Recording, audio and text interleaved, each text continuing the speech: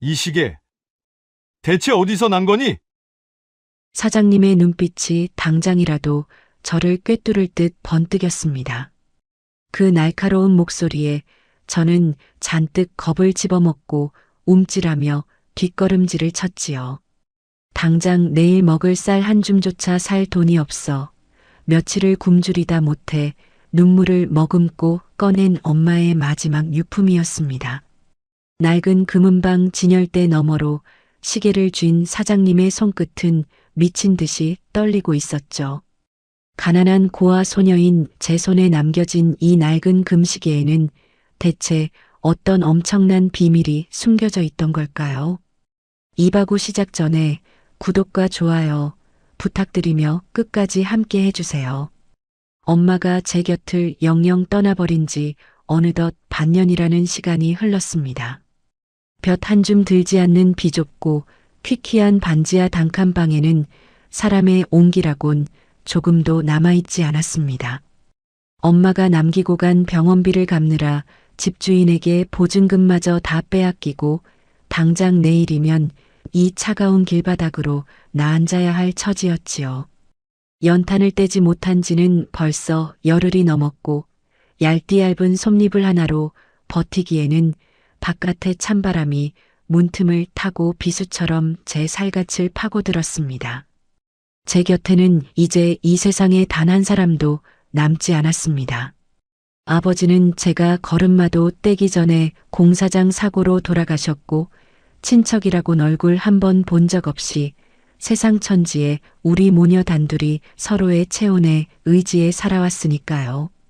유일한 하늘이자 우주였던 엄마마저 차가운 흙더미 속으로 떠나보내고 난 뒤 저는 그 텅 빈 냉골방에 홀로 웅크려 앉아 소리 없이 피눈물만 흘렸습니다. 가슴이 찢어지는 슬픔도 슬픔이었지만 제 작은 몸뚱이를 가장 잔인하게 짓누른 것은 꼬박 나흘을 굶어 창자가 끊어질 듯 파고드는 지독한 배고픔이었습니다. 당장 내일 아침 해가 뜨면 저는 이대로 굶어 죽거나 얼어 죽을 것이 분명했습니다. 그렇게 죽음의 문턱에서 가물가물해지는 정신을 간신히 부여잡았을 때 방구석에 놓인 낡고 긁힌 나무상자 하나가 희미하게 눈에 들어왔습니다. 엄마가 생전에 그 누구의 손도 닿지 못하게 애지중지 아끼시던 아주 작은 상자였습니다. 덜덜 떨리는 손으로 그 상자의 뚜껑을 열자 빛바랜 고운 비단 조각에 겹겹이 쌓인 금시계 하나가 모습을 드러냈습니다. 그 시계를 보는 순간 저는 바닥에 엎드려 또다시 짐승처럼 울음을 터뜨리고 말았습니다.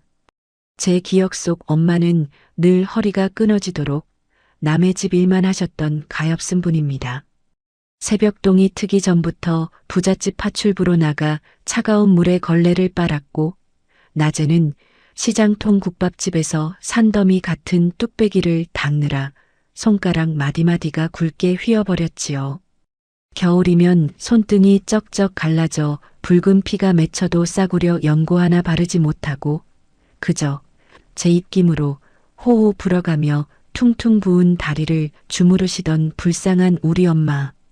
그렇게 뼈가 부서져라 피땀을 흘려도 우리 모녀의 삶은 늘 숨막히는 가난의 늪에서 단 한 발자국도 벗어나지 못했습니다.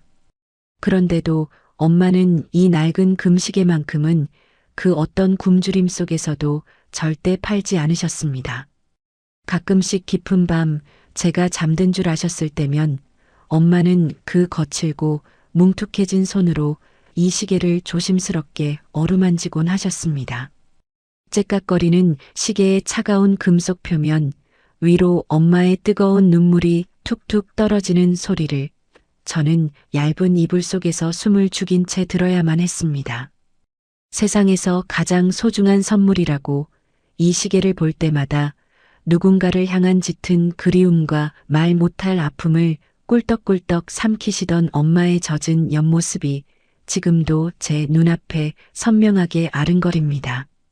그리고 딱 반년 전 엄마가 모진 병마와 싸우다 결국 숨을 거두시기 직전이었습니다. 뼈만 남아 앙상한 손으로 제 손을 꽉 쥐며 이 시계를 건네주셨지요. 기침을 하실 때마다 검붉은 피가 배어 나왔지만 엄마는 억지로 핏기 없는 입술을 끌어올려 제게 웃어 보이셨습니다. 내 강아지, 이제 이 세상에 너 혼자 남게 되면 그때는 절대 망설이지 말고 이 시계를 팔아서 내 앞길에 쓰렴. 어미가 남겨줄 수 있는 게 이것뿐이라 너무 미안하다. 숨이 넘어가는 그 처절한 순간조차 혼자 남겨질 제 걱정뿐이었던 엄마. 저는 그 시계를 가슴에 품고 얼마나 목 놓아 엄마를 불렀는지 모릅니다. 엄마의 살점 같고 핏방울 같은 이 시계를 제가 감히 어떻게 돈으로 바꿀 수 있겠습니까?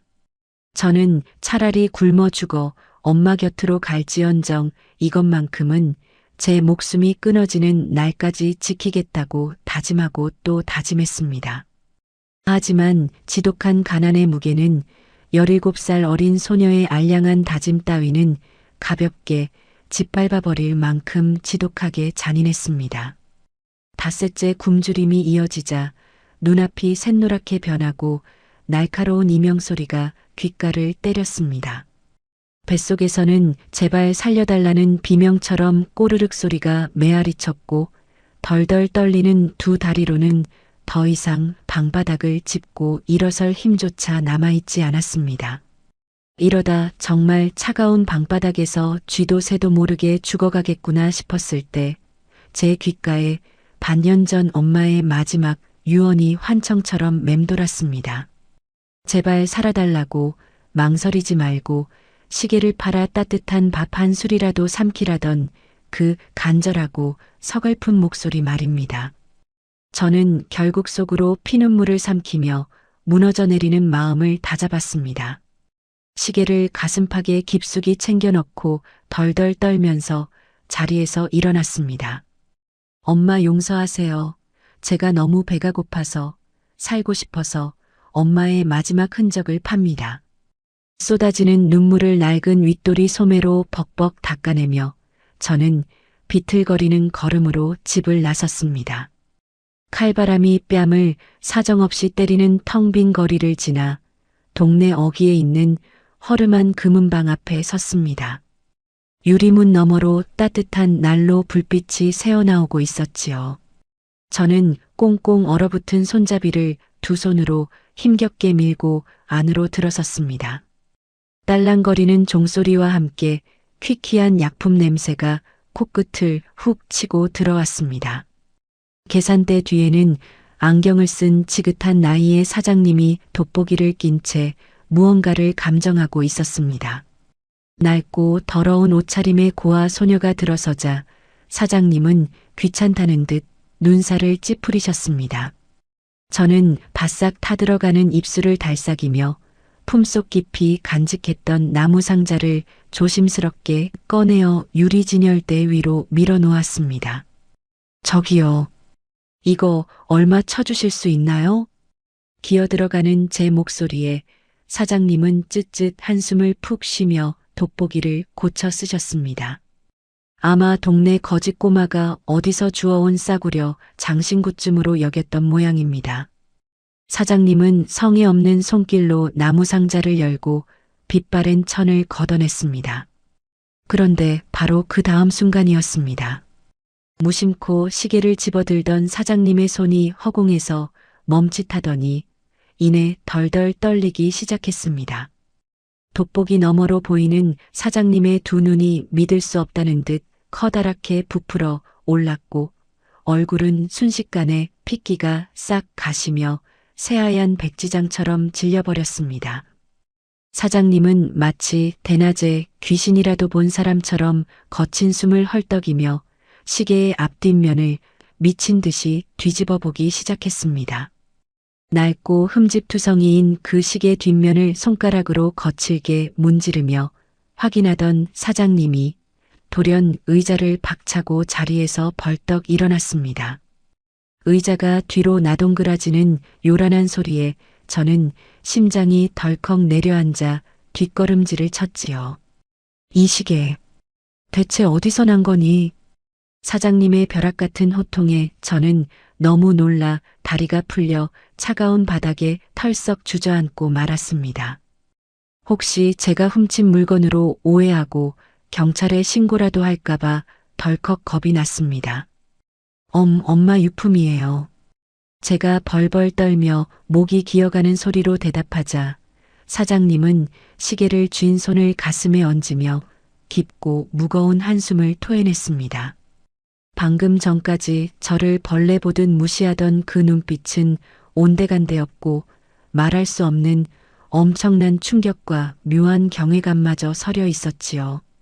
이건 그냥 평범한 금시계가 아니야. 대한민국에서 단 5개만 만들어진 어떤 재벌가에서 자식에게 준 증표다. 재벌가 자제라니요. 평생을 달동네 단칸방에서 파출부로 일하던 우리 엄마에게 그런 끔찍하게 엄청난 물건이 왜 있는 거란 말입니까? 저는 넋이 나간 멍한 얼굴로 사장님을 올려다보았습니다. 제 머릿속은 온통 하얗게 변해버렸고 귀에서는 삐하는 이명소리만 날카롭게 울려 퍼졌습니다. 그때 사장님이 덜덜 떨리는 목소리로 제게 한 걸음 다가서며 물었습니다. 혹시 내 엄마 이름이 이서진이니? 그 이름을 듣는 순간 제 심장은 그대로 멎어버리는 듯 했습니다.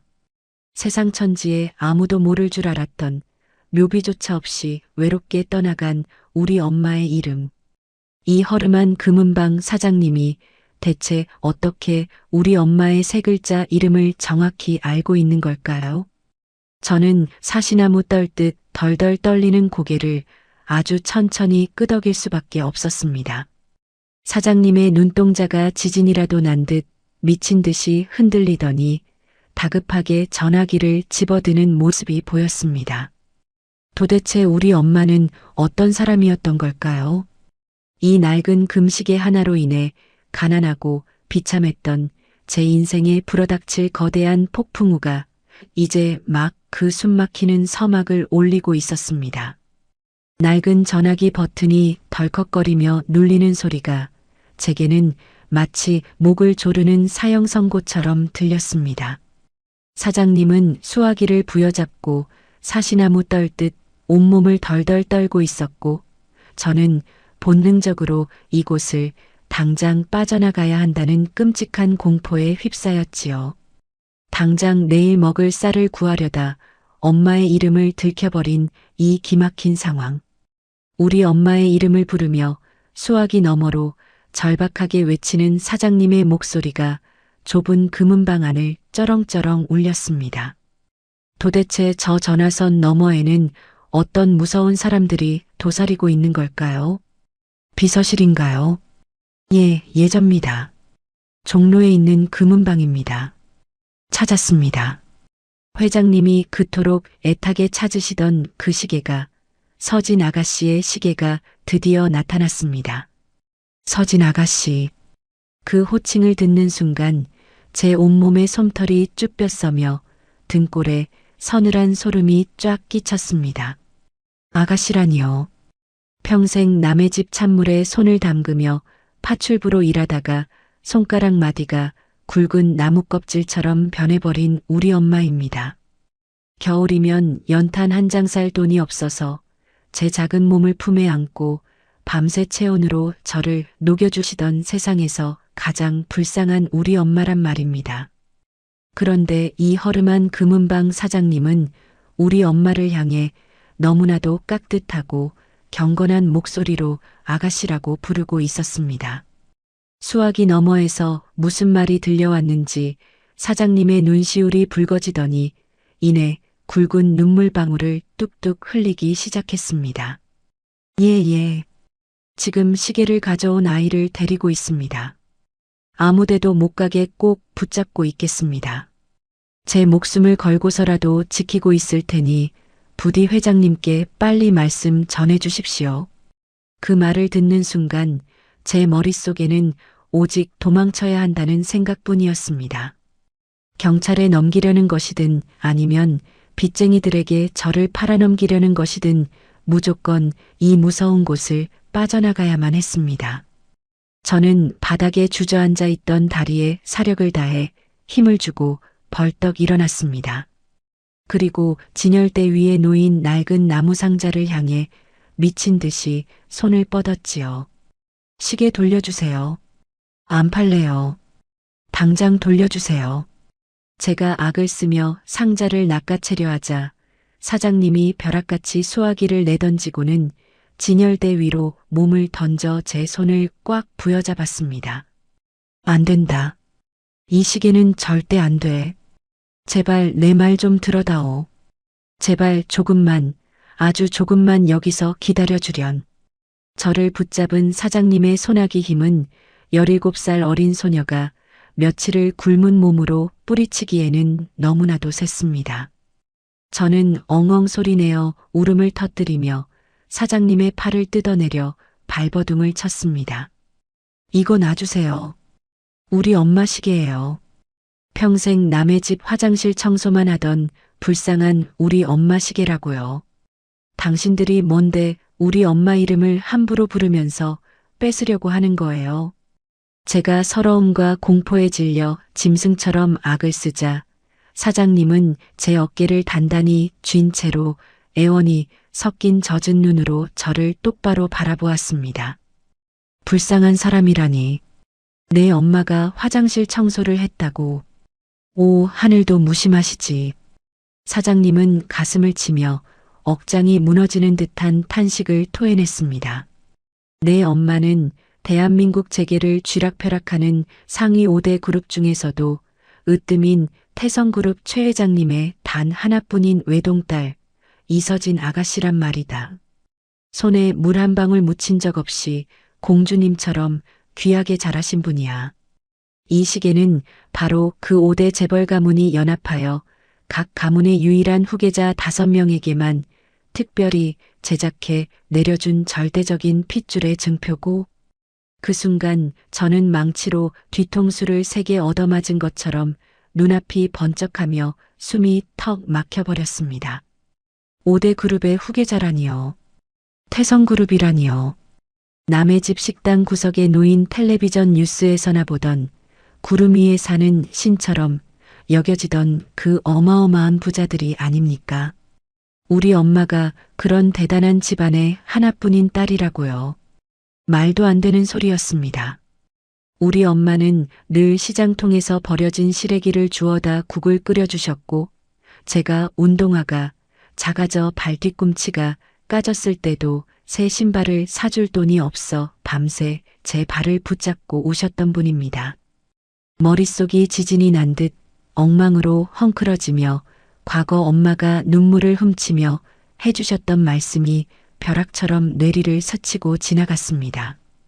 외할머니가 가난했던 내 아빠를 벌레 보듯 무시하며 억지로 갈라놓으려 하셨단다.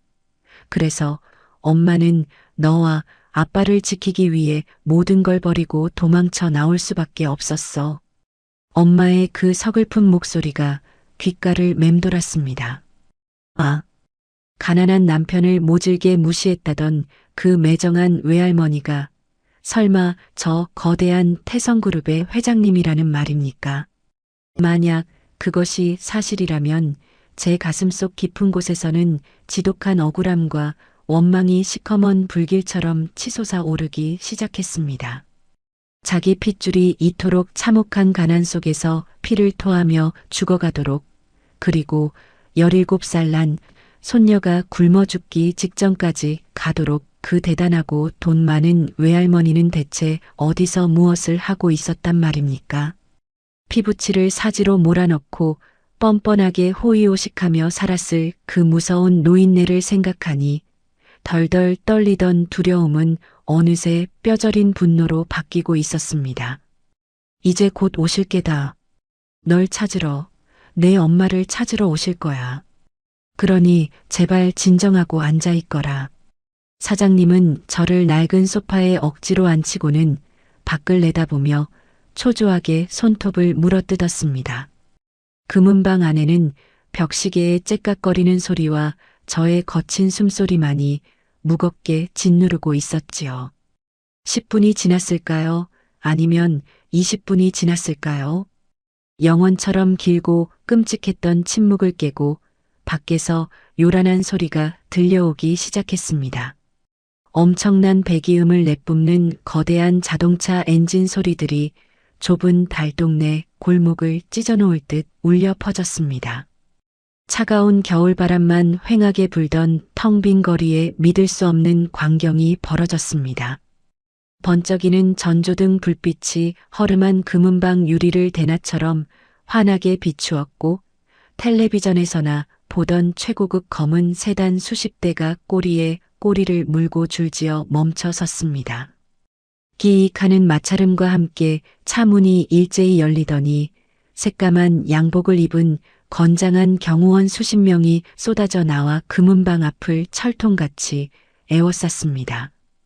동네 사람들은 놀라서 창문을 열어보지도 못한 채 숨을 죽였고 저는 창밖의 압도적인 광경에 턱이 덜덜 떨려 도무지 다물어지지가 않았습니다.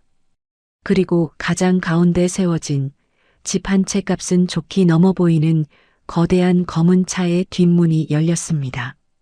경호원 2명이 황급히 달려가 머리를 숙이자 차 안에서 지팡이를 짚은 노인 한 분이 모습을 드러냈습니다. 백발이 성성하게 내린 머리를 단정하게 틀어 올리고 온몸에서 감히 범접할 수 없는 서늘하고 거대한 기운을 내뿜는 노인이었습니다. 금은방 사장님은 그 노인이 차에서 내리는 것만 보고도 이미 사색이 되어 바닥에 엎드리듯 허리를 90도로 꺾고 있었습니다. 지팡이가 바닥을 짚는 둔탁한 소리가 쿵, 쿵 하고 심장 박동처럼 제 귓가를 때리며 금은방 문턱을 넘어섰습니다. 금은방 문이 열리며 찬바람이 매섭게 밀려들었고 그 서늘한 바람과 함께 노인이 안으로 걸음을 내디뎠습니다. 뾰족하고 날카로운 노인의 시선이 단번에 소파에 잔뜩 웅크리고 앉아있는 저를 향해 꽂혔습니다. 그 눈빛과 마주치는 순간 저는 마치 거대한 산맥에 짓눌린 듯 단 한 번의 숨조차 쉴 수 없었습니다.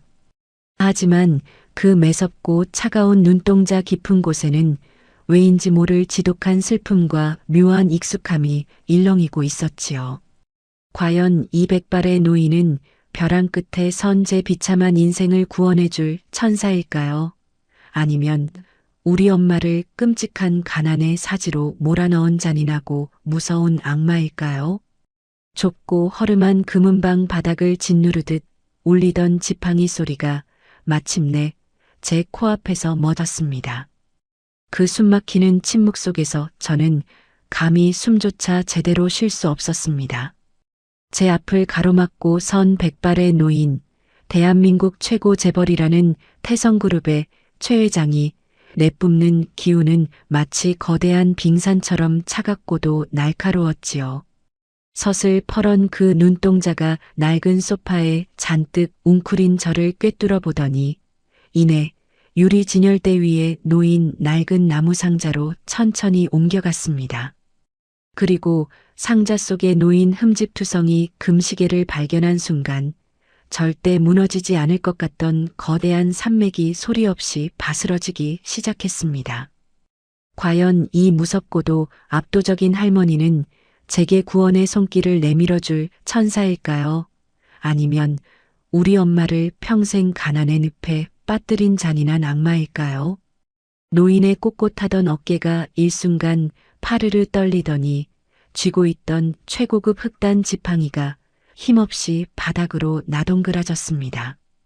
둔탁한 소리가 금은방을 울렸지만 곁에 선 수십 명의 경호원 중 누구도 감히 나서서 지팡이를 줍지 못했습니다. 노인은 마치 홀린 사람처럼 두 손을 벌벌 떨며 진열대 위로 다가갔습니다.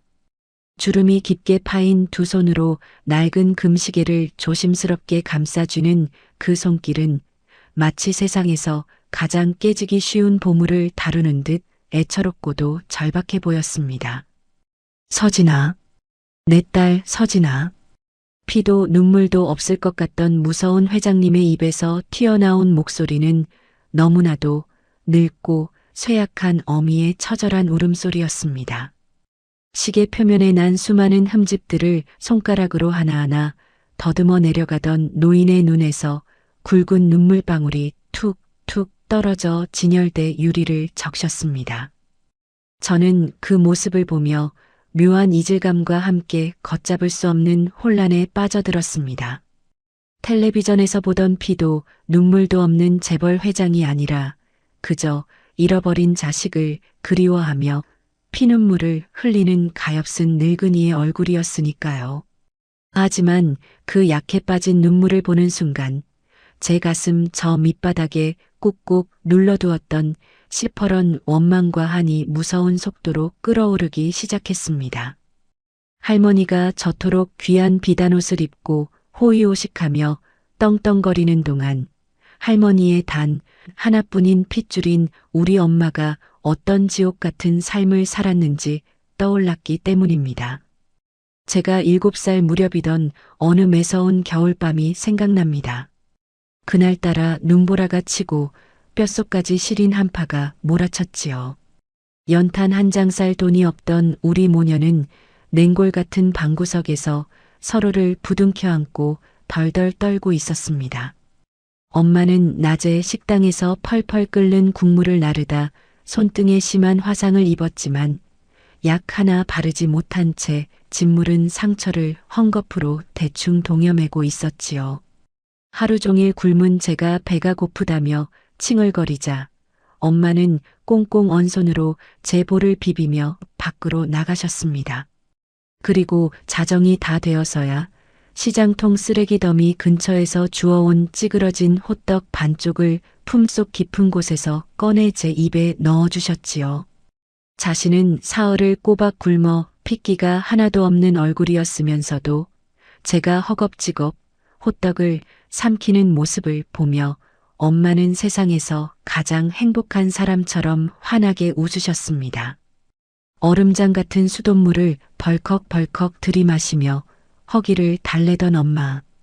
그 끔찍한 가난 속에서도 엄마는 단 한 번도 외할머니를 원망하거나 자기 신세를 한탄하지 않으셨습니다. 오직 저를 굶기지 않기 위해 남의 집 변기를 맨손으로 닦고 식당 바닥을 기어다니며 당신의 뼈골을 깎아내셨지요. 그토록 처절하고 서러운 희생으로 점철된 엄마의 삶을 생각하니 눈앞에서 시계를 붙잡고 우는 저 노인의 눈물이 이내 지독한 위선처럼 느껴졌습니다. 시계에 얼굴을 묻고 한참을 오열하던 노인이 마침내 붉게 충혈된 눈을 들어 저를 똑바로 바라보았습니다. 가까이서 마주친 그 매서운 눈동자는 놀라울 정도로 우리 엄마의 눈매를 쏙 빼닮아 있었습니다. 노인은 믿을 수 없다는 듯 두 손을 뻗어 제 뺨을 감싸주려 했습니다. 하지만 저는 흠칫 놀라며 짐승처럼 등받이 쪽으로 몸을 움츠려 그 손길을 피했습니다. 제 거친 반응에 노인의 손이 허공에서 갈 곳을 잃고 처량하게 멈춰 섰습니다. 그 눈, 맑고 고집스러운 그 눈망울이 내 딸 서진이 어릴 적과 무서울 정도로 똑같구나. 노인의 목소리는 짐승의 앓는 소리처럼 쇳소리가 섞여 있었습니다. 그녀는 금방이라도 숨이 넘어갈 듯 헐떡이며 제게 물었습니다. 말해다오. 아가, 내가 정녕 내 핏줄이란 말이냐? 서진이가, 내 딸 서진이는 대체 어디에 있느냐? 어찌하여 그 아이는 오지 않고 이토록 어리고 마른 내가 이런 참혹한 몰골로 혼자 여기에 있는 게야. 몰골. 그 단어에 저는 아랫입술을 꽉 깨물었습니다. 닷새를 굶어 눈이 푹 꺼지고 뗏물이 졸졸 흐르는 낡은 옷을 입은 제 모습이 저 높은 곳에 사는 회장님 눈에는 퍽이나 끔찍하고 천박해 보였겠지요. 참아왔던 서러움과 분노가 한꺼번에 폭발하며 저는 자리에서 벌떡 일어났습니다. 며칠을 굶은 탓에 눈앞이 핑 돌고 다리가 후들거렸지만 저는 도끼를 품고 두 주먹을 꽉 쥐었습니다. 우리 엄마 찾지 마세요. 이제 와서 당신 핏줄 타령하지 말라고요. 제 입에서 터져나온 날카로운 비명에 금은방 안의 모든 공기가 얼어붙었습니다. 경호원들이 흠칫 놀라 한 발짝 앞으로 다가섰지만 노인은 손을 들어 그들을 제지하며 떨리는 눈으로 저를 멍하니 올려다보았습니다. 당신이 우리 엄마 버렸잖아요. 돈 없는 가난한 우리 아빠랑 결혼했다고 사람 취급도 안 하고 벌레 보듯 무시해서 엄마를 내쫓았잖아요. 그렇게 모질게 버릴 땐 언제고 왜 이제 와서 엄마를 찾아요. 제 악에 바친 원망에 노인은 망치로 머리를 얻어맞은 사람처럼 비틀거렸습니다. 내가 쫓아낸 것이 아니다. 애미 된 도리로 그 험한 가시밭길을 간다기에 제풀에 지쳐 돌아오라고 모진 소리를 했을 뿐이야. 그 뒤로 온 세상을 다 뒤졌지만 꽁꽁 숨어버린 그 아이를 찾을 길이 없었다. 대관절 내 딸은 어디서 무얼하며 살았기에 제 자식을 이토록 끔찍한 구렁텅이에 방치해 둔 게야. 가시밭길, 구렁텅이. 그 말들이 비수처럼 제 가슴에 꽂혔습니다. 엄마가 걸어온 길은 당신의 잔인한 반대 때문에 생긴 지옥이었습니다. 방치라는 참혹한 단어에 저는 짐승처럼 울부짖으며 소리쳤습니다. 방치라고요? 우리 엄마는 뼈가 부서져라 이랬어요. 파출부의 식당 설거지에 겨울이면 손이 다 터져서 피가 철철 나면서도 나 하나 먹여 살리겠다고 단 하루도 쉬지 않고 피땀을 흘렸다고요. 저는 쏟아지는 눈물을 주체하지 못하고 거칠게 숨을 몰아쉬었습니다. 그렇게 죽어라 고생하면서도 엄마는 할머니를 원망한 적 없어요. 이 시계, 이거 세상에서 제일 소중한 선물이라고 할머니가 주신 거라면서 굶어 죽어가는 순간에도 절대 팔지 않고 품에 안고 우셨다고요. 제 말에 노인의 얼굴이 경악으로 물들었습니다. 그녀의 핏기 없는 입술이 파들파들 떨리고 있었고 목구멍에서는 차마 뱉어내지 못한 짐승의 오열이 끓어오르고 있었습니다. 굶어 죽어가다니. 그게 대체 무슨 소리냐? 내 딸이, 그 곱고 귀한 내 딸이 지금 어떻게 되었다는 말이냐? 노인은 금방이라도 쓰러질 듯 위태로운 모습으로 제 바짓가랑이를 부여잡으려 했습니다. 저는 덜덜 떨리는 손으로 소매를 벅벅 닦아내며 제 인생을 송두리째 앗아간 그 잔인한 진실을 벼랑 끝으로 밀어 던지듯 토해냈습니다. 돌아가셨어요. 금은방 안의 시간이 완벽하게 멈춰버렸습니다. 오직 제 거친 숨소리와 밖에서 들려오는 날카로운 겨울 바람 소리만이 귓가를 때렸지요. 우리 엄마, 단칸방에서 피 토하며 돌아가셨다고요. 반년 전에 당신이 그토록 끔찍하게 무시했던 그 가난 속에서 병원비 한 푼 없이 쓸쓸하게 돌아가셨단 말이에요. 제가 내뱉은 그 한마디는 노인의 심장에 가장 잔혹한 대못을 박아 넣었습니다. 영원토록 무너지지 않을 것 같던 거대한 재벌 회장의 두 눈동자가 초점을 잃고 서서히 허공으로 흩어지고 있었습니다. 아니다. 그럴 리가 없어. 그럴 리가 없다. 좁은 금은방 안을 찢어놓을 듯한 노인의 비명소리가 터져나왔습니다. 단칸방에서 피를 토하며 쓸쓸히 돌아가셨다는 제 말에 방금 전까지 저를 꿰뚫어 보던 무서운 회장님의 두 눈동자는 미친 듯이 허공을 헤매기 시작했습니다. 그녀의 창백한 입술은 경련하듯 파르르 떨렸고 화려한 비단옷을 입은 꼿꼿한 몸뚱이는 마치 거센 폭풍우를 만난 낡은 돛담배처럼 위태롭게 비틀거렸지요. 제 인생을 그토록 끔찍한 가난의 구렁텅이로 내몰았던 잔인한 피부치, 그토록 밉고 원망스러웠던 그 무서운 외할머니가 단 한마디 말의 껍데기만 남은 가엾은 늙은이로 부서져 내리는 순간이었습니다. 과연 저 처절하고 뒤늦은 눈물이 차가운 흙더미 속에 누워 계신 우리 엄마를 다시 살려낼 수 있을까요? 노인은 믿을 수 없다는 듯 두 손으로 자신의 머리를 감싸 쥐었습니다. 깔끔하게 틀어 올려져 있던 백발이 헝클어지며 흘러내렸지만 그녀는 자신의 꼴이 어떻게 변해가는지조차 전혀 모르는 듯 했습니다. 내 딸이 죽다니. 그 고운 내 새끼가 병원비 한 푼 없이 죽어가다니. 내가 지금 나를 미워해서 이 늙은 애미 가슴에 대못을 박으려고 거짓말을 하는 것이지. 그렇지 않으냐? 제발 거짓말이라고 해다오. 노인은 금방이라도 숨이 넘어갈 듯 헐떡이며 제게 다가오려 했습니다. 하지만 두 다리에 이미 힘이 완벽하게 풀려버린 그녀는 세 걸음도 채 걷지 못하고 차가운 금은방 바닥으로 털썩 허물어지고 말았습니다. 쿵 하는 둔탁한 소리와 함께 그녀의 두 무릎이 딱딱한 타일 바닥에 부딪혔지요. 회장님, 밖에서 대기하던 검은 양복의 경호원들이 사색이 되어 우르르 쏟아져 들어왔습니다. 그들이 황급히 달려들어 노인의 양팔을 부축해 일으켜 세우려 했지요. 하지만 노인은 그 건장한 사내들을 믿을 수 없는 힘으로 거칠게 뿌리쳤습니다. 다 비켜라. 내 몸에 손대지 마라.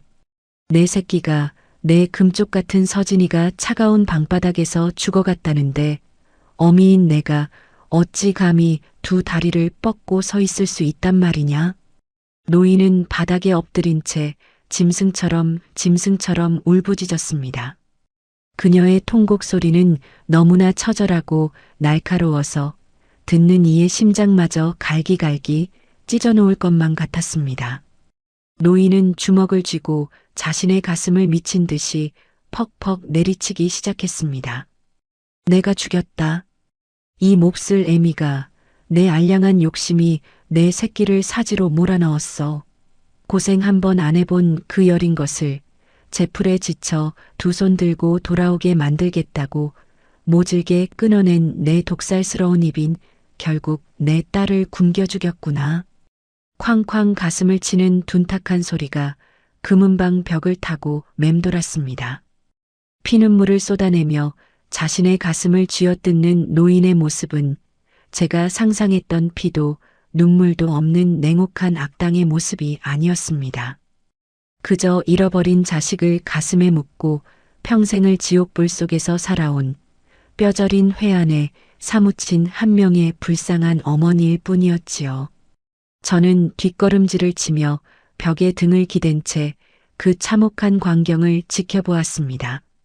분명 제가 쏟아낸 원망의 말들이 저 노인의 가슴에 칼을 꽂았건만 제 가슴 속에서도 통쾌함 대신 알 수 없는 뜨거운 덩어리가 울컥 치밀어 오르고 있었습니다. 복수심으로 가득 찼던 제 머릿속이 새하얗게 비워지며 죽기 직전까지 이 낡은 금시계를 어루만지던 엄마의 창백한 얼굴이 다시금 떠올랐습니다. 엄마는 어쩌면 알고 있었던 걸까요? 자신을 모질게 내쳤던 어머니의 진심이 사실은 지독한 사랑에서 비롯된 끔찍한 오해였다는 것을 말입니다. 그래서 그 참혹한 가난 속에서도 끝끝내 할머니를 원망하지 않고 이 시계를 생명줄처럼 품고 사셨던 걸까요? 바닥을 기어 오열하던 노인이 천천히 고개를 들어 저를 바라보았습니다.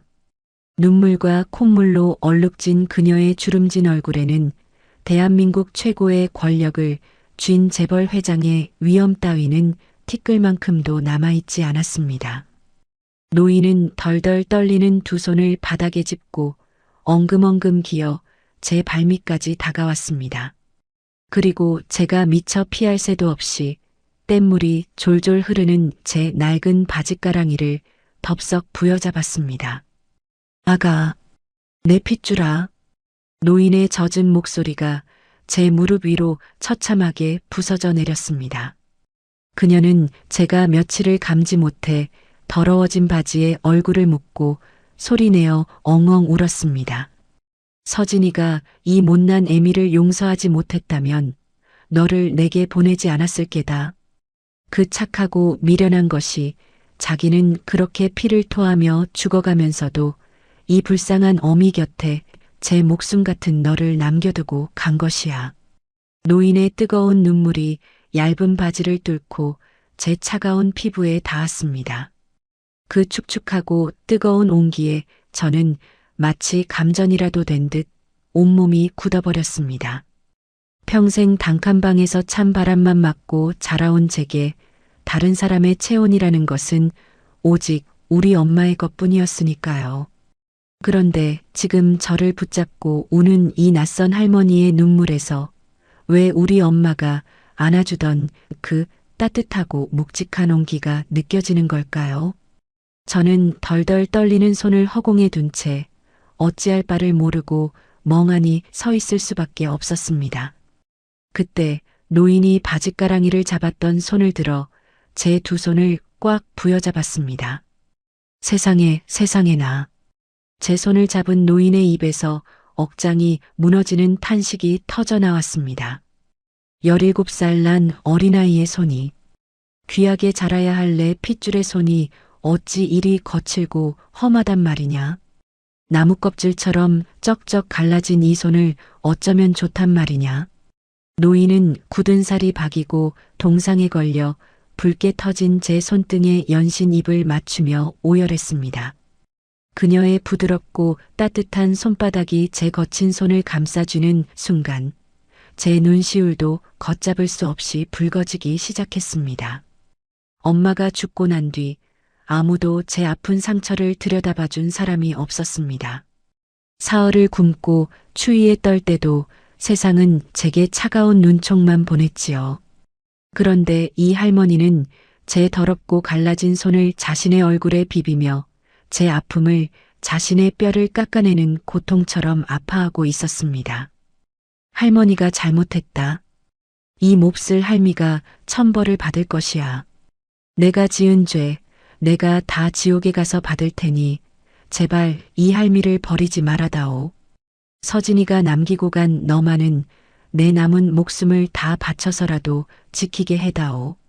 천하의 재벌 회장님이 그 수많은 경호원과 금은방 사장이 보는 앞에서 고아 소녀인 제게 무릎을 꿇고 엎드려 빌고 있었습니다. 그녀의 백발이 제 낡은 운동화 위로 하얗게 쏟아져 내렸지요. 저는 그 모습을 보며 끝내 참고 참았던 서러운 눈물을 왈칵 터뜨리고 말았습니다. 제가 엉엉 소리내어 울음을 터뜨리자 노인은 벌떡 일어나 제 작은 몸뚱이를 부서져라 꽉 끌어안았습니다. 비단옷에서 풍기는 낯선 향기 속에서 저는 그렇게나 그리워했던 우리 엄마 품과 똑같은 냄새를 맡았습니다. 핏줄이라는 것은 이토록 무섭고도 질긴 것일까요?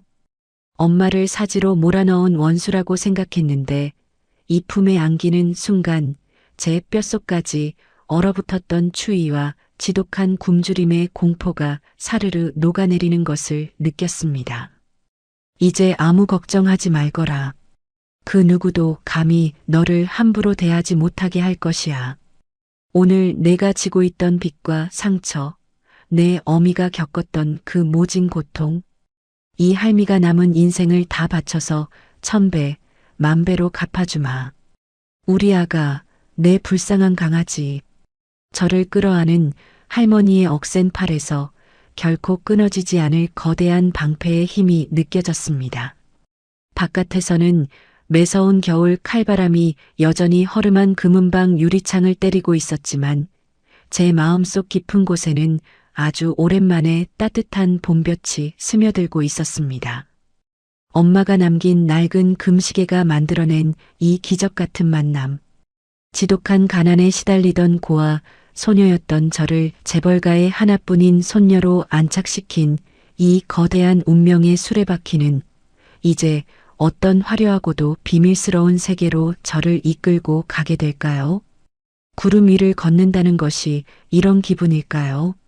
제 발끝에 닿는 푹신한 양탄자의 감촉은 마치 한 번도 밟아본 적 없는 낯선 세상의 흙 같았습니다.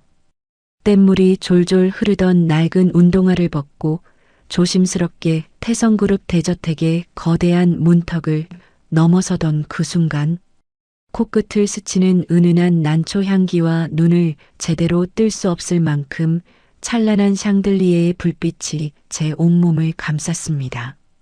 불과 몇 시간 전만 해도 굶어 죽을 위기에 처해 얼어붙은 겨울거리를 헤매던 고아, 소녀가 대한민국에서 가장 높은 곳에 자리한 이 거대한 궁궐의 하나뿐인 작은 주인이 되어 돌아온 것입니다. 할머니는 그 허름한 금은방에서 저를 품에 안은 이후로 단 1초도 제 곁을 떠나지 않으셨습니다. 집에 도착하자마자 대한민국 최고라는 주치의를 불러 제 마른 몸 곳곳을 살피게 하시고 세상에서 가장 부드럽고 값비싼 비단옷을 제 앙상한 어깨 위에 직접 덮어주셨지요. 따뜻한 전복죽 한 숟가락을 불어 제 입에 넣어주시며 그저 너클 잃고 제 얼굴만 뚫어지게 바라보셨습니다. 그토록 애타게 그리워하던 죽은 딸의 흔적을 제게서 조금이라도 더 찾아내시려는 듯 말입니다. 하지만 이토록 배부르고 따뜻한 궁궐 한가운데 앉아 있으면서도 제 가슴 한구석은 날카로운 송곳으로 무참히 후벼 파는 것처럼 시리고 아팠습니다. 수십 가지의 진수성찬이 차려진 이 화려한 식탁에 앉아 한술도 제대로 넘기지 못하던 저는 결국 은수저를 내려놓고 참았던 굵은 눈물을 뚝뚝 흘리고 말았습니다. 이 따뜻하고 고소한 고깃 국물을 우리 엄마가 단 한 입이라도 드셨더라면, 겨울이면 쩍쩍 갈라지다 못해 피가 배어 나오던 엄마의 거친 발에 이 푹신한 융단 슬리퍼를 한 번만이라도 신겨드렸더라면, 엄마는 그렇게 허망하게 차가운 방바닥에서 숨을 거두지 않으셨을 텐데 말입니다. 화려하면 화려할수록, 제게 내밀어지는 손길이 따뜻하면 따뜻할수록 냉골에서 죽어간 우리 엄마의 불쌍한 생애가 제 숨통을 턱턱 조여왔습니다. 왜 그러느냐? 입맛에 맞지 않는 게냐? 무엇이든 말만 하거라. 이 할미가 세상의 모든 별이라도 따다 내 밥상 위에 올려줄 터이니. 할머니가 사색이 되어 떨리는 손으로 제 눈물을 닦아주셨습니다. 저는 천천히 고개를 가로저으며 붉어진 눈으로 할머니를 똑바로 바라보았습니다. 그리고 오랫동안 가슴속 깊은 곳에 묻어두었던 엄마가 돌아가시기 전 밤새 눈물로 들려주셨던 그 슬프고도 아픈 과거의 이야기를 조심스럽게 꺼내놓기 시작했습니다. 엄마는 늘 제게 외할머니가 가난한 아빠를 벌레 보듯 무시해서 우리를 지키려고 쫓기듯 집을 나왔다고만 하셨어요. 외가가 이토록 으리으리하고 대단한 집안인 줄은 꿈에도 모른 채 저는 그저 아주 깐깐하고 무서운 어른들이라고만 생각했죠. 엄마는 혹시라도 할머니가 사람들을 풀어 가난한 아빠를 해코지할까봐 너무 두려워서 원래 쓰던 고운 이름조차 숨기고 달동네 깊은 반지하로 숨어드신 거예요. 제 입에서 나온 아빠라는 단어에 할머니의 굽은 어깨가 흠칫 떨리는 것이 보였습니다. 과거 할머니가 휘둘렀던 그 모진 말들이 아빠의 자존심을 얼마나 갈기갈기 찢어놓았는지, 그리고 그 모습을 지켜봐야 했던 엄마의 마음이 얼마나 지옥 같았는지 할머니는 이제야 온몸으로 체감하고 계신 듯 했습니다. 비록 아빠는 가난한 사람이었지만 세상 그 누구보다 우리 엄마를 귀하게 여겼고 또 뼛속 깊이 사랑했던 분이었어요. 제가 기억하는 아주 어릴 적 아빠의 따뜻했던 미소가 선명하게 떠올랐습니다. 아빠는 늦은 밤 퇴근길이면 늘 흙먼지를 뒤집어 쓴 채 돌아오셨지만 거칠고 투박한 그 손에는 항상 엄마가 제일 좋아하는 1,000원짜리 붕어빵 봉지가 소중하게 쥐어져 있었지요. 매서운 겨울밤 현관문 밖에서 꽁꽁 언 손을 호호 입김으로 불어 녹이고 낡은 작업복에 묻은 시멘트 가루를 수십 번 털어낸 뒤에야 조심스럽게 문을 열고 들어오시던 아빠였습니다. 혹여나 공사장에 거친 먼지가 고생하는 엄마와 어린 제게 다 병이라도 날까봐 벌벌 떠시던 그렇게나 맑고 다정한 분이었지요. 아빠는 엄마를 호강시켜주겠다고 밥 먹는 시간도 아껴가며 매일 아슬아슬한 고층 철골 위를 오르셨어요. 험한 일을 시킬 수 없다며 엄마 손에 물 한 방울 안 묻히게 하려고 매일 밤 파김치가 된 몸으로 밀린 설거지를 대신하셨죠. 그러다 결국 제가 3살이 되던 해 겨울, 낡아 빠진 안전줄 하나의 의지에 비바람 속에서 무리하게 일하시다 그만 공사장에서 추락사고로 돌아가시고 말았어요. 가슴이 찢어질 듯 아파 눈앞이 뿌옇게 흐려졌지만 저는 꽉 막힌 목소리로 끝까지 말을 이어나갔습니다. 아빠가 억울하게 돌아가시고 몇 날 며칠을 굶주리던 날, 참다 못한 어린 제가 엉엉 울면서 물은 적이 있어요. 외할머니 댁이 어딘지는 몰라도 무작정 찾아가서 도와달라고 무릎 꿇고 빌면 안 되냐고요. 하지만 엄마는 저를 꽉 끌어안고 피눈물을 흘리면서도 단호하게 고개를 저으셨어요. 당신을 쫓아낸 할머니에게 제 발로 돌아가면 자기를 위해 목숨까지 바친 아빠의 눈물겨운 사랑과 헌신이 모두 한낱 비웃음거리가 되어버린다면서요. 우리 엄마는 자기 남편의 명예와 제 맑은 영혼을 지키기 위해 기꺼이 그 지독한 가난 속에서 혼자 뼈가 부서지도록 일하는 길을 선택하신 거예요. 그 순간이었습니다. 조용히 숨을 죽이고 제 이야기를 듣고 있던 할머니의 입에서 기어코 짐승의 앓는 소리 같은 통곡이 터져 나왔습니다. 굵게 주름진 두 손으로 늙은 얼굴을 감싼 채 할머니는 넓은 식탁 위로 엎드려 어깨를 사시나무 떨듯 들썩이며 오열하셨습니다. 내가 무슨 끔찍한 짓을 저지른 게냐. 자식을 위한다는 더러운 명목으로 내 새끼의 심장에 시퍼런 칼을 꽂고 그 착하고 불쌍한 서방까지 죽음으로 몰아넣은 셈이 아니냐. 이 죄 많고 미련한 늙은이를 어찌하면 좋단 말이냐. 할머니의 처절하고도 서러운 눈물 속에서 저는 비로소 온전히 깨달았습니다. 엄마가 마지막 숨을 거두는 그 순간까지 이 낡은 금시계를 버리지 못했던 것은 결코 외할머니에 대한 얄팍한 원망 때문이 아니었으므려.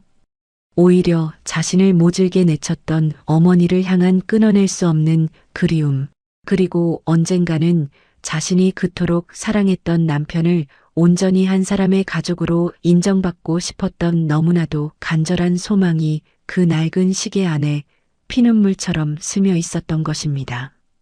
너무나도 넓고 화려한 저택 안에는 자신의 가슴을 치며 오열하는 할머니의 통곡 소리만이 쓸쓸하게 메아리 쳤습니다. 저는 의자에서 일어나 조심스럽게 다가가 평생 남을 호령하기만 했던 이 거대하고 외로운 권력자의 구분 등을 가만히 쓸어내렸습니다. 비가 새고 곰팡이가 슬었던 우리 모녀의 단칸방에서 피어났던 처절한 사랑의 기억이 마침내 이 얼어붙은 대저택에 굳게 닫힌 철문을 부수고 들어와 뜨거운 눈물로 번져가고 있었습니다. 과연 이 늦어버린 깨달음과 화해의 눈물은 우리 가족의 가슴에 새겨진 그 깊고 끔찍한 흉터를 남김없이 치유할 수 있을까요? 할머니는 왜 우리 엄마가 그 끔찍한 가난 속에서도 이 금시계를 끝끝내 팔지 않았는지 아시나요? 넓고 차가운 대저택의 식탁 위에서 제 질문이 조용히 허공을 갈랐습니다. 자신의 가슴을 쥐어뜯으며 오열하던 할머니가 붉게 짓무른 두 눈을 들어 저를 바라보았습니다.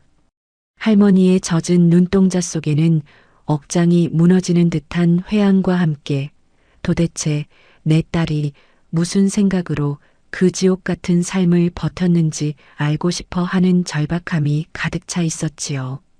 저는 가만히 숨을 고르고 아버지가 돌아가신 뒤 엄마와 제가 견뎌내야 했던 그 참혹하고도 서러웠던 세월의 책장을 천천히 넘기기 시작했습니다. 아버지가 공사장 사고로 허망하게 세상을 떠난 뒤 우리 모녀의 삶은 문자 그대로 벼랑 끝으로 내몰렸습니다. 귀한 외동딸로 태어나 평생 손에 물 한 방울 묻혀본 적 없던 엄마였습니다.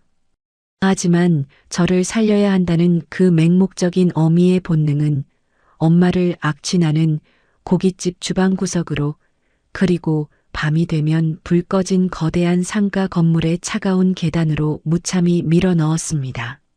낮에는 산더미 같은 불판을 닦고 밤에는 무거운 양동이를 들고 5층짜리 상가 계단을 맨손으로 걸레질하는 투잡 생활을 단 하루도 쉬지 않고 이어나가셨지요. 그러다 제가 10살이 되던 해에 매서운 겨울이었습니다. 난방조차 되지 않던 반지하 단칸방에서 며칠을 앓던 저는 지독한 폐렴으로 사경을 헤매게 되었습니다. 불덩이처럼 달아오른 제 몸은 경련을 일으켰고 숨조차 제대로 쉬지 못한 채 헐떡였지요. 당장 입원시키지 않으면 정말로 아이가 위험하다는 의사의 말에 엄마는 넋이 나간 사람처럼 덜덜 떨며 집으로 달려가 낡은 나무 상자를 꺼내 들었습니다. 바로 이 금시계였습니다. 평생을 목숨처럼 품고 살았던 이 시계라도 당장 전당포에 팔아 제 병원비를 마련하려 하셨던 것이지요. 눈보라가 몰아치던 그 밤, 엄마는 저를 이웃집에 잠시 맡겨두고 시계를 품에 안은 채 어둠 속으로 뛰어나가셨습니다. 저는 가물가물해지는 정신 속에서도 이제 우리 엄마가 남은 유일한 자존심마저 버리게 되었구나 싶어 소리 없이 눈물을 흘렸습니다. 그런데 다음날 아침 병원비를 손에 쥐고 병실로 뛰어들어온 엄마의 품에는 그 금시계가 그대로 안겨 있었습니다. 엄마는 시계를 차마 팔지 못하고 돌아서서 자신이 일하던 국밥집의 표독스러운 사장을 찾아간 것이었습니다. 길바닥에 털썩 무릎을 꿇고 제발 갑을 좀 해달라며 싹싹 비는 엄마에게 사장은 빗자루를 집어 던지며 온갖 멸시와 모욕을 퍼부었다고 했습니다. 그래도 엄마는 바닥에 납작 엎드린 채 사장의 바짓가랑이를 붙잡고 눈물로 매달렸지요. 결국 그 돈을 빌리는 대가로 엄마는 몇 달 동안 밤잠을 꼬박 새우며 남들이 다 꺼리는 건물 화장실 청소까지 도맡아야만 했습니다. 거친 세제에 손등이 쩍쩍 갈라져 진물이 흐르고 무릎에는 시퍼런 멍이 가실 날이 없었습니다. 병실 침대 곁에서 지쳐 쓰러져 잠든 엄마의 그 거칠고 부르튼 손을 보며 저는 엉엉 소리 내어 울었습니다. 왜 이깟 낡은 시계를 팔지 못하고 그 끔찍한 치욕을 견디며 몸을 망가뜨리냐고 가슴을 치며 물었지요. 그때 엄마가 퉁퉁 부은 눈으로 저를 다독이며 희미한 미소로 들려주신 대답을 저는 평생 잊을 수가 없습니다. 내 강아지야. 이건 그냥 금부치가 아니란다. 이 시계는 세상에서 나를 제일 사랑해 주셨던 우리 엄마, 내 외할머니의 따뜻한 품이고 숨결이야. 내가 그 무서운 집을 나설 때 그 차갑고 굳은 얼굴 뒤에서 나를 걱정하며 피눈물을 삼키고 계셨을 우리 엄마의 마지막 흔적이란다. 이걸 돈으로 바꿔버리면 나는 이 세상에서 의지할 곳 하나 없는 정말로 불쌍한 고 하나 다름 없어지잖니. 이 시계를 가슴에 품고 있어야 내가 비록 남의 집 바닥을 닦고 멸시를 당해도 속으로는 귀하고 사랑받는 딸이라는 걸 잊지 않고 버틸 수 있단다. 엄마는 이 시계를 통해 할머니와 닿아있던 그 얇고도 질긴 탯줄을 끝끝내 놓지 못하셨던 겁니다. 그토록 자신을 모질게 내쳤음에도 엄마의 마음속 가장 깊은 곳에는 할머니를 향한 지독한 그리움과 조건 없는 사랑이 굳건하게 자리 잡고 있었습니다. 세상 사람 모두가 할머니를 피도 눈물도 없는 얼음장 같은 권력자라 욕할 때도 엄마에게 할머니는 그저 세상에서 가장 보고 싶은 가슴 시리도록 따뜻한 한 명의 어머니였을 뿐입니다. 제 말이 끝나기가 무섭게 할머니는 식탁 의자에서 미끄러지듯 바닥으로 주저앉고 말았습니다.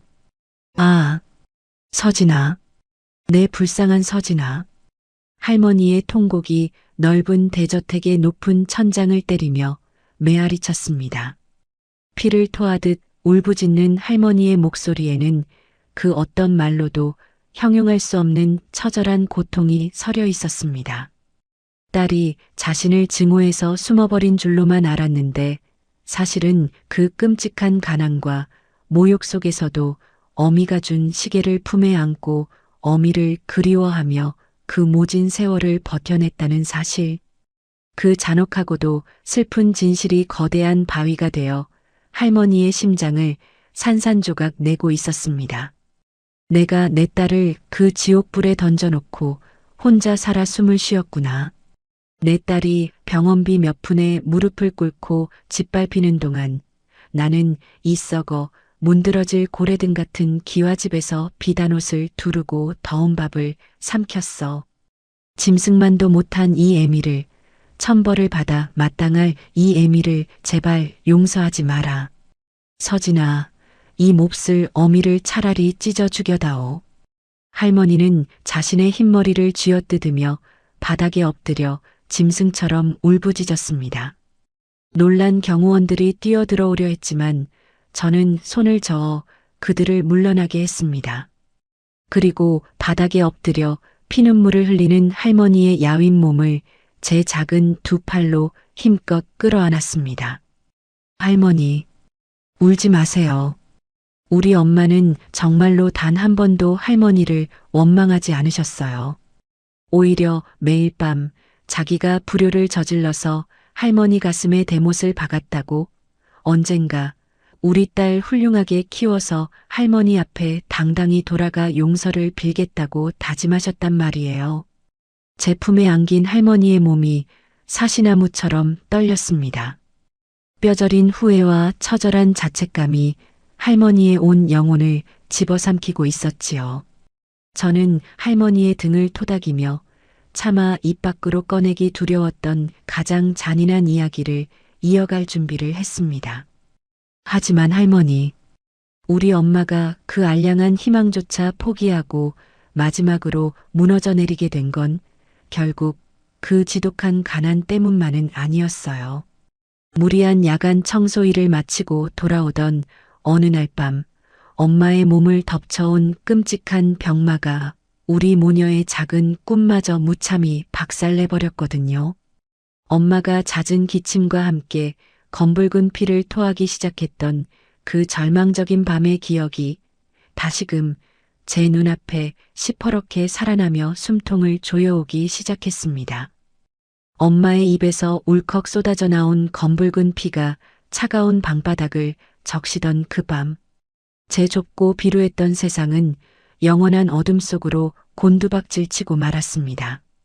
매일 밤 상가 계단을 닦으며 들이마신 독한 세제 냄새와 난방조차 되지 않는 반지하의 뼛속 시린 냉기가 결국 엄마의 몸을 무참히 갉아먹고 만 것입니다. 잦은 기침은 점차 피를 토하는 각혈로 이어졌지만 엄마는 제 앞에서 애써 아무렇지 않은 척 핏자국을 소매로 쓱쓱 닦아내시곤 했습니다. 괜찮다, 우리 강아지. 엄마가 요새 무리를 해서 그래. 며칠 따뜻하게 푹 쉬면 금방 털고 일어날 거란다. 하지만 그건 새빨간 거짓말이었습니다.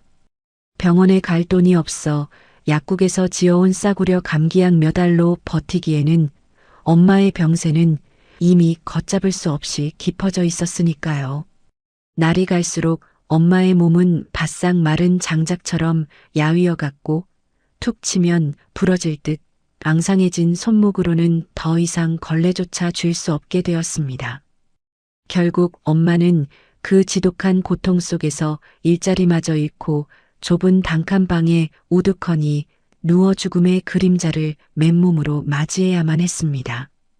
제가 어떻게든 돈을 벌어보려 식당 설거지라도 시켜달라고 동네를 돌아다니며 구걸하던 날들이었습니다.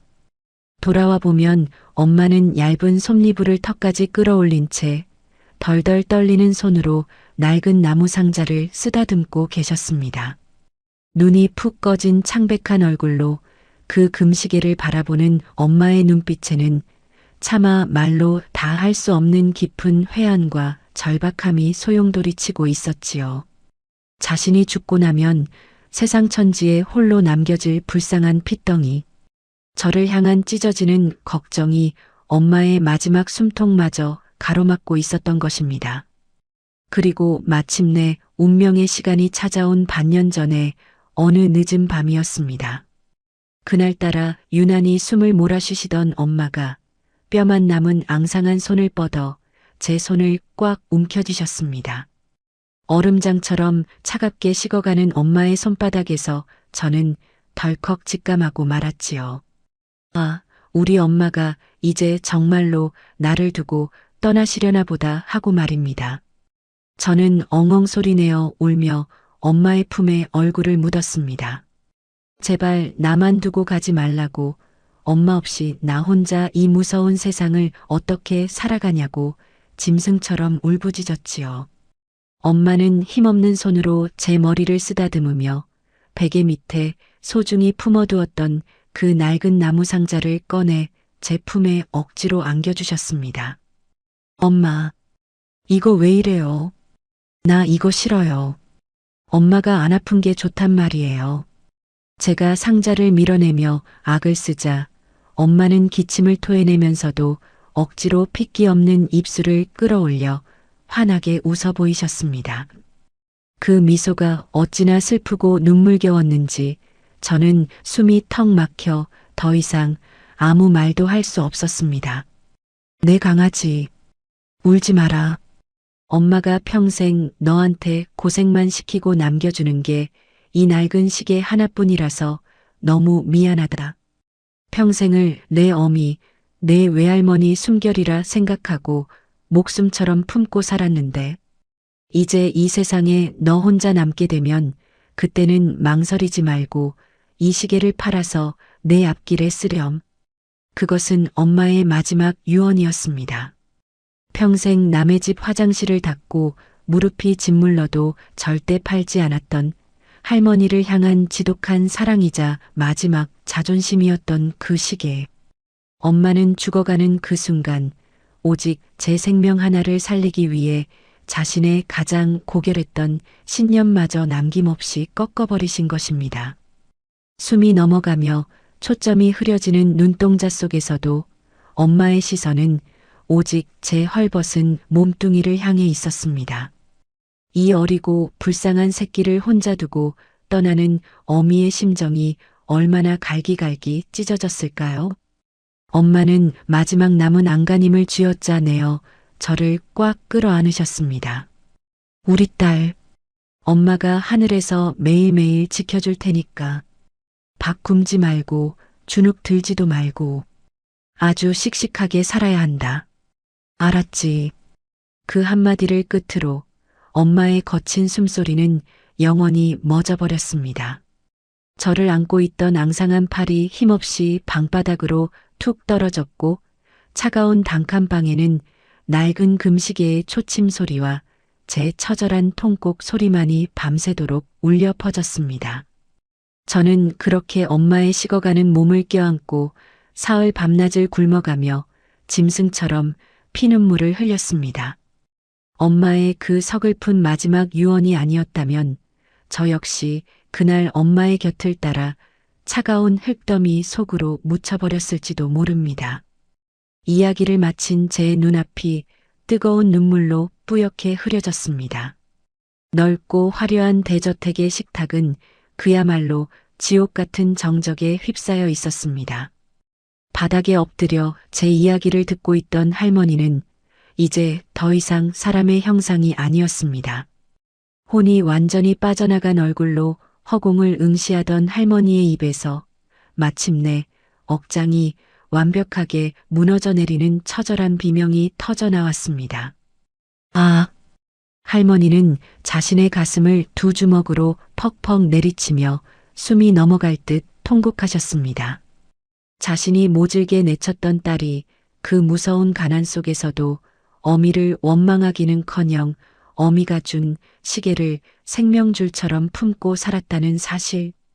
그리고 그 착하고 가엾은 딸이 굶주림과 병마 속에서 피를 토하며 죽어가는 그 끔찍한 순간에도 홀로 남겨질 자식을 위해 마지막 눈물을 삼키며 그 시계를 포기해야만 했다는 사실.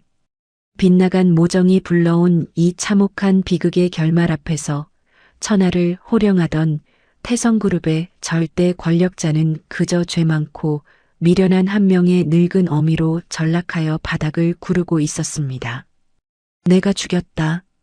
이 몹쓸 어미가 내 그 알량하고 독살스러운 고집이 결국 내 불쌍한 새끼를 굶겨 죽이고 병들어 죽게 만들었어.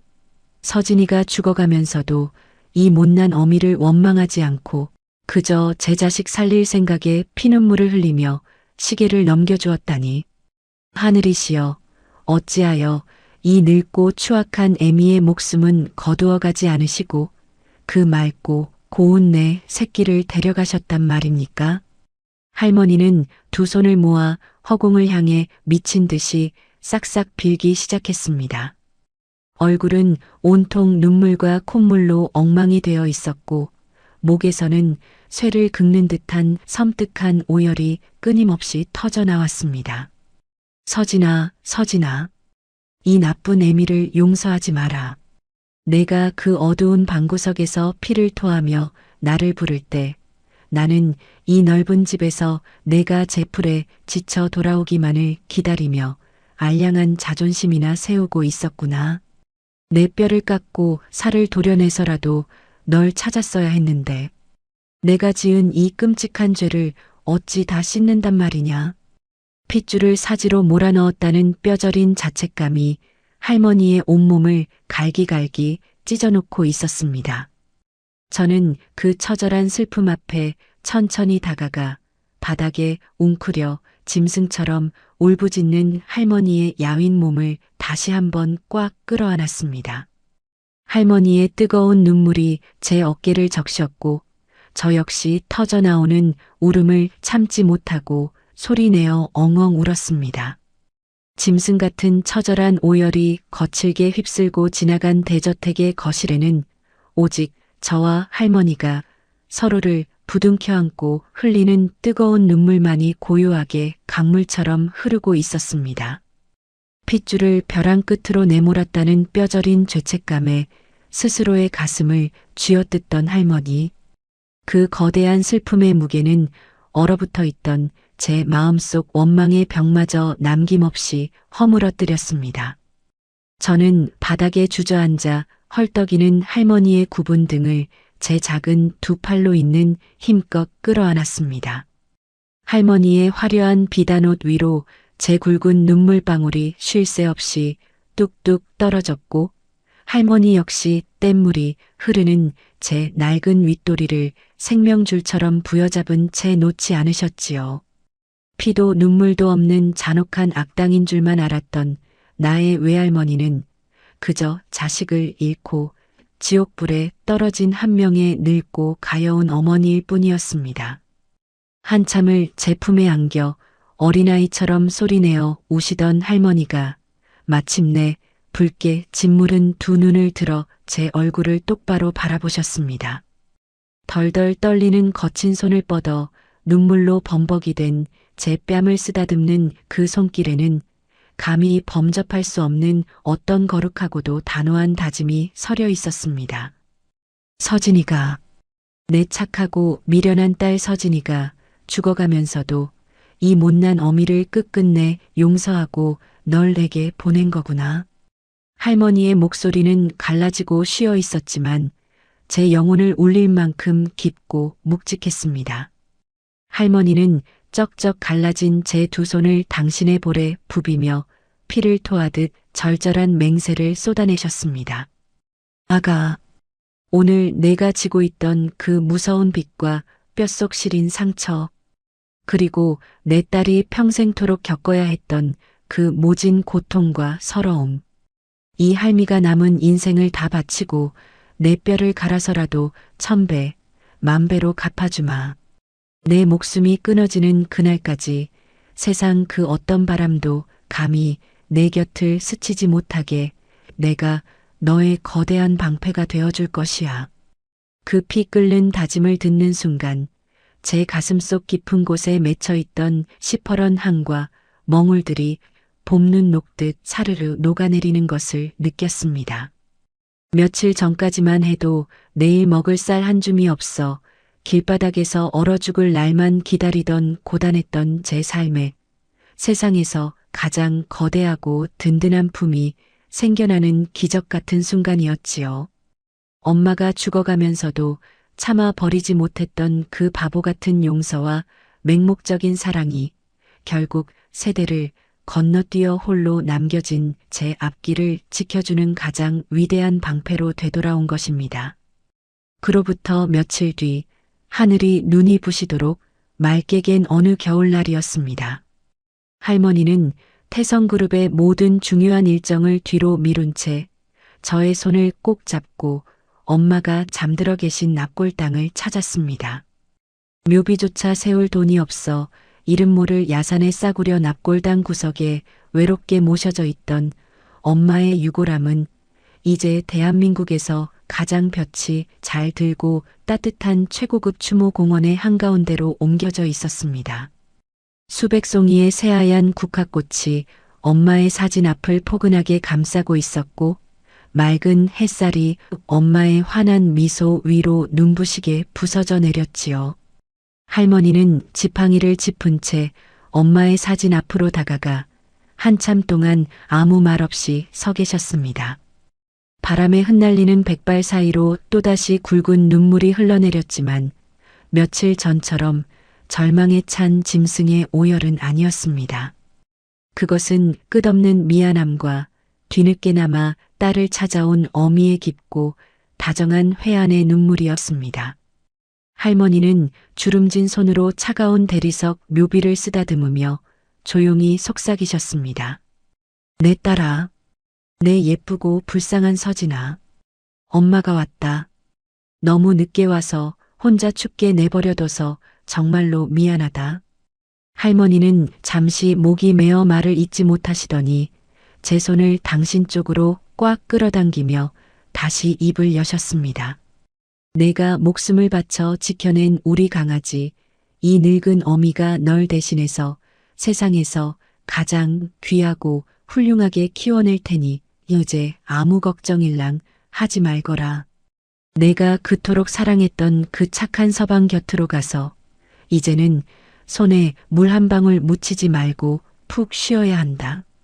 알았지? 엄마의 사진 속 얼굴은 마치 할머니의 그 따뜻한 약속을 들은 것처럼 평소보다 훨씬 더 평온하고 아름답게 웃고 있는 듯 했습니다. 저는 품속에 깊이 간직해 두었던 그 낡은 나무 상자를 꺼내어 열었습니다. 벨벳 천위에 놓인 흠집투성이 금시계가 햇빛을 받아 영롱하게 반짝였습니다. 저는 그 시계를 꺼내어 엄마의 영정 사진 앞에 가만히 내려놓으려 했습니다. 이제 할머니를 만났으니 이 시계는 다시 엄마의 곁으로 돌려드리는 것이 맞다고 생각했으니까요. 하지만 그 순간 할머니의 따뜻한 손이 제 손목을 부드럽게 감싸주었습니다. 할머니는 고개를 가로저으며 낡은 금시계를 다시 제 작은 손바닥 위에 꼭 쥐어주셨습니다. 아니다, 아가. 이 시계는 내가 평생 몸에 지니고 있어야 해. 이것은 그저 돈으로 환산할 수 있는 사치품이 아니란다. 내 어미가 자신을 내친 핏줄을 향해 보낸 위대한 용서이며 끔찍한 가난 속에서도 자식을 살려내려 했던 거룩한 희생의 증표다. 내가 앞으로 세상을 살아가다 어둡고 힘든 길을 마주하게 될 때마다 이 시계를 보며 내 어미의 그 눈물겨운 사랑을 꼭 기억하거라. 할머니의 말씀에 저는 벅차오르는 가슴을 안고 시계를 제 가슴팍에 깊이 품었습니다. 시계의 차가운 금속 표면 너머로 엄마의 심장 박동처럼 규칙적이고 따뜻한 째깍거림이 제 온몸으로 전해져 왔습니다. 우리는 그렇게 서로의 손을 굳게 맞잡은 채 엄마의 묘소 앞에서 한참 동안 따스한 햇살을 맞았습니다. 더 이상 매서운 겨울의 칼바람도 내일의 끼니를 걱정해야 하는 지독한 굶주림의 공포도 우리를 위협하지 못했습니다. 저를 향해 환하게 웃고 있는 엄마의 사진과 제 곁을 든든하게 지켜주는 할머니의 체온. 제 인생을 옥죄던 길고 끔찍했던 가난과 절망의 터널이 마침내 완벽하게 끝나는 순간이었습니다. 비바람에 찢기고 꺾인 줄만 알았던 낡은 국화 한 송이가 마침내 얼어붙은 땅을 뚫고 나와 가장 찬란하고 따뜻한 봄볕 아래 다시 굳건히 뿌리를 내렸습니다. 참으로 길고도 아픈 시간이었습니다. 세상에서 가장 멍청하고 어리석은 짓은 알량한 자존심으로 사랑하는 이를 밀어내는 일이며 세상에서 가장 위대하고 숭고한 기적은 기꺼이 자신을 희생해 그 굳게 닫힌 마음의 문을 여는 용서라는 것을 저는 뼈저리게 배웠습니다. 눈을 감으면 엄마가 마지막으로 지어 보이셨던 그 슬프고도 따뜻한 미소가, 그리고 제 손에 시계를 쥐어주며 당부하셨던 그 간절한 목소리가 지금도 제 귓가에 조용히 맴도는 듯합니다. 오늘의 이바구는 여기까지입니다. 끝까지 함께 해주셔서 감사드리며 구독과 좋아요 눌러주시면 놀라운 인생 사연들을 누구보다 먼저 무료로 만나보실 수 있습니다.